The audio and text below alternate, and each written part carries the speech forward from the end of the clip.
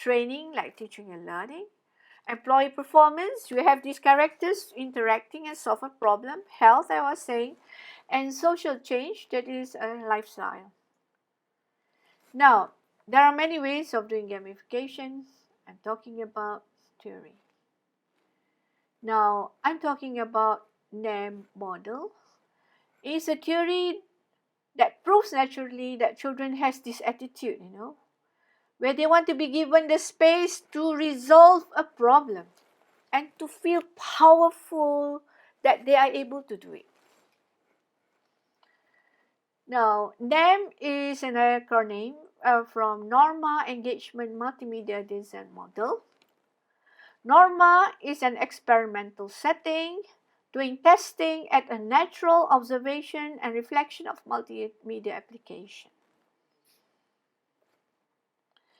I've used this score when I was doing my engagement experiment, and I found out that engagement, gamification is all about engagement. I did this theory from games, from a very engaging experience, and then I transform this into, I take this theory and get it into the natural environment.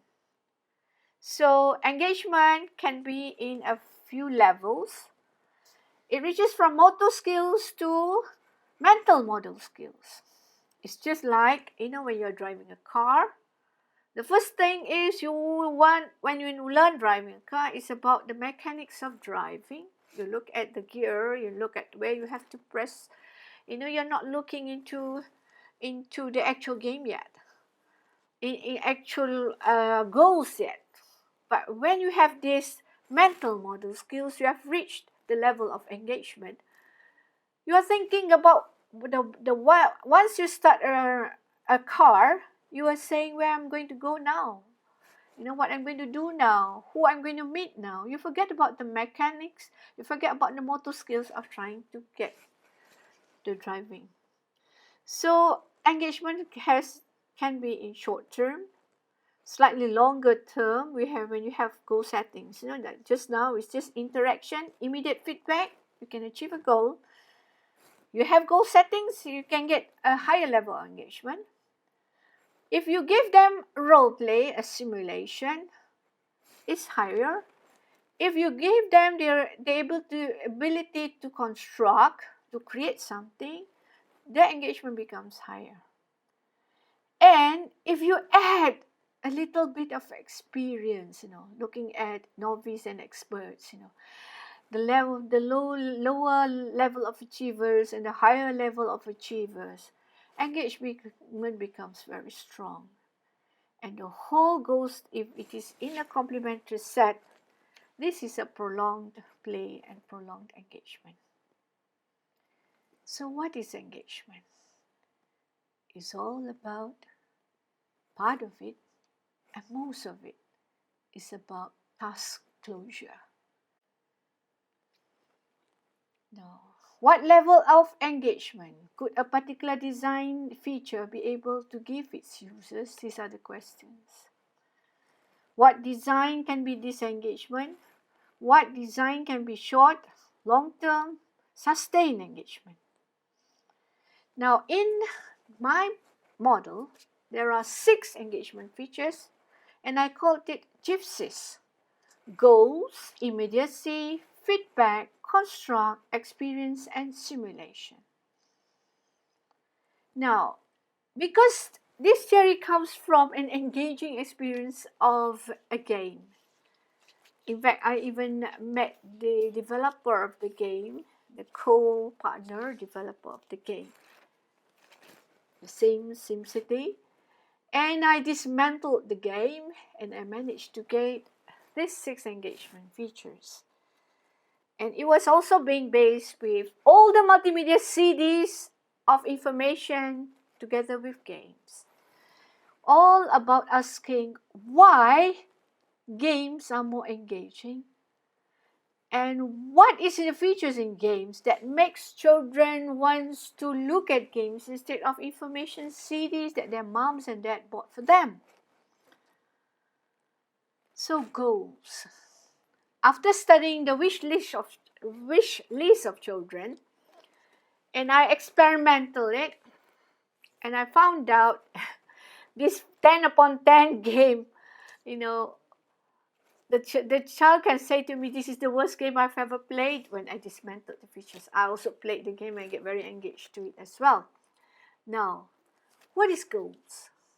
Goals are determined by two, either set by the player or set by the designer of the games. And these are the one that keeps the engagement level strong. So everything have to be goal-directed. So if you design a book, it has to be goal-directed. If you have to design a curriculum, it has to be goal-directed. Then you know where you're going. So it's very simple, right? In a game, it's like that. In the classroom, it should be like that.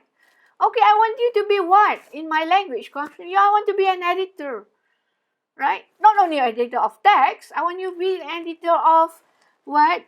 All the printed forms. Even photographs, you have to be a photographer to be an editor too.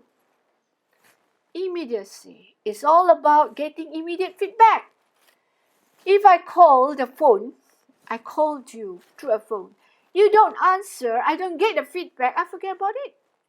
So immediacy is very important in the mechanics. In computer, if you have this mouse moving here and there, you can see the immediate feedback. So immediate feedback is important. So in teaching and learning, give them a chance to win, give them a chance to achieve something. And that is immediate feedback. That's why we have the small tests, the quizzes in the classroom. Then there's the prolonged feedback, the ability to have, at the end of it, is it a points that you are going to get? The satisfaction of completing a task. People get workaholic because every time they finish something, that satisfaction is there. When you play a puzzle, at the end of the last piece will make you want to be engaged to it. When you see a drama, you want that to be an ending, that you are there, you are the character. And that is the one that gives you that, you want the feedback that is immediate and also the one is prolonged. Construct. The ability to explore your constructive skills. We don't want a website being stated to us, there in front of us, everything's there, you just wait and listen. My response, my samples, the children that I tested in the gamified experience, they were saying, I don't know what the website is for, actually, they're aiming at. Because they don't feel they're in there. You give them, that's all. They want to be able to do something about it too. Previous experience. Now, everyone comes in with a different entry point. Entry behavior, in a classroom, in a website, in your IT, novice to expert, everyone, in your employment, they come in different levels of experience. So when you design something, or you want something to be implemented, you have to get this experience, very important. And the last is simulation, role play. To be able to act like you are the one who is involved. I'm the one in power, You're given the chance to role play, to act it out. Acting is a very good engagement features too. So when we are talking about gamification, it is an accepted, when teaching using gamification is accepted positively by the public, there's always the solution to hard and difficult problems.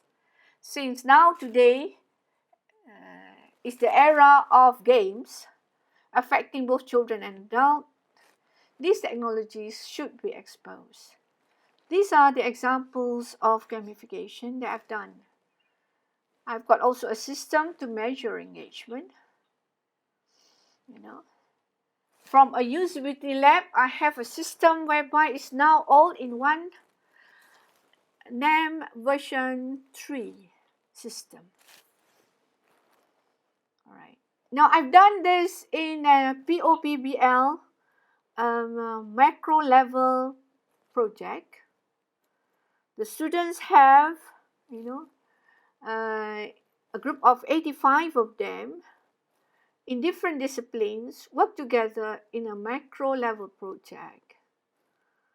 A very, very boring activity, but was done in a gamified way, and the students were happy, and the output that they give was wonderful.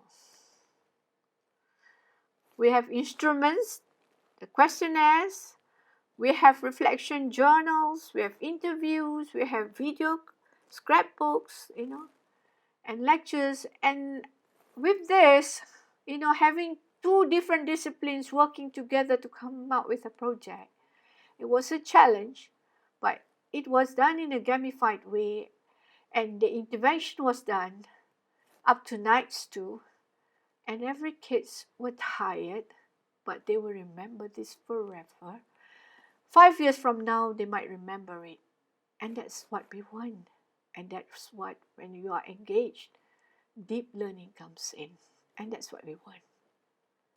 All right, so this instrument have the validity and reliability using the model of teamwork communication skills. I found out about their communication skills, teamwork, and I structured the whole experiment, or the whole problem-oriented, problem-based learning, an example of SCL, student-centered learning, using this gamified engagement theory.